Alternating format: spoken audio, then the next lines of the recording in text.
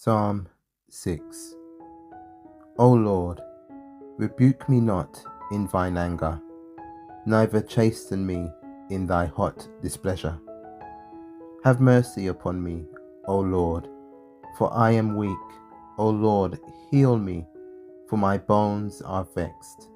My soul is also sore vexed. But thou, O Lord, how long? Return, O Lord, deliver my soul. O save me for thy mercy's sake. For in death there is no remembrance of thee. In the grave who shall give thee thanks? I am weary with my groaning. All the night make I my bed to swim. I water my couch with my tears. Mine eye is consumed because of grief. It waxeth old because of all mine enemies.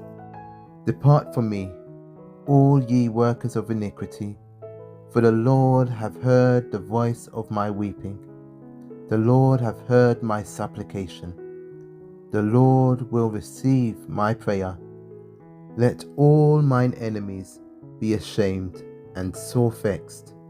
Let them return and be ashamed suddenly.